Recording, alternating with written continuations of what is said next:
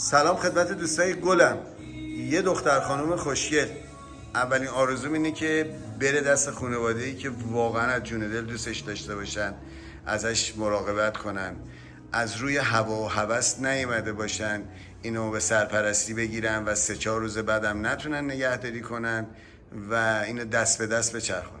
خب این تا زمانی که پیش ما هست خیلی راحت بگم دوستان نوکرش هم هستیم، غذاشو میدیم، واکسیناسیونش رو انجام میدیم، انگل تراپیشو میکنیم. ولی بعد از این داستان وقتی بیاد داخل خونه و زندگی شما، به شماها و خونه زندگیتون عادت میکنه. بعد از چند روز نتونید اینا رو نگهداری کنید، اینا رو جای دیگه ببرید، اینا افسرده میشن، اینا اذیت میشن. پس خواهشاً قبل از به سرپرستی گرفتن اینا یه آگاهی کامل نسبت به نگهداری اینا داشته باشید. زود تربیت میشن به شرطی که براشون وقت بذاری.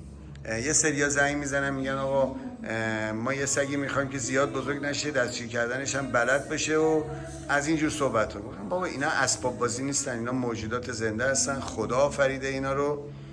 و اگه این بیاد داخل خونه شما، اگه 2 نفر باشید میشید 3 نفر، اگه 4 نفر باشید میشید 5 نفر. بهداشت داره، رسیدگی داره. حداقل روزی 10 دقیقه 1 رو باید برای یه سری فرامین بهش آموزش بدید تا از الان که تو سن توله هست یواش یواش یاد بگیره. خب معمولا توله ها دوست دارن بازیگوشیشون رو ادامه بدن. توله سگ اسمش روشه. ما یه بچه‌ای هم که می‌خواستیم دعوا کنیم میگفتیم توله سگ بگی بشین سر جاش. نمیتونیم شیطنت از توله سگا بگیریم به خاطر اینکه ذاتشون این شیطنت است و بانمکیشون تو این شیطنتشونه. ولی همینقدر که شیطون هستن هم همین قدم به قول معروف این استعداد و این هوشو دارن که یواش یواش تو محیط زندگی شما تربیت بشن و فرامین رو یاد بگیرن. اگه وقت بذارید، اگه حوصله به خرج بدید، تک تک فرامین رو میتونید بهش یاد بدید. اگه وقت نذارید، فکر کنید یه کنترل تو دستتون، الان این کنترل رو دکمه‌شو بزنید هاپو پیپی کنه، الان دکمه‌شو بزنید هاپو چیش کنه. کلا از این فکرها بیایید بیرون، همچین خبرایی نیست، باید براش وقت بذارید.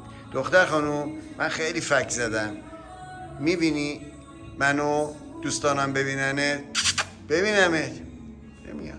آها یه عروسک کامل، یه خوشگل واقعی. من دوست دارم تو رو بچلونم آخه بچه.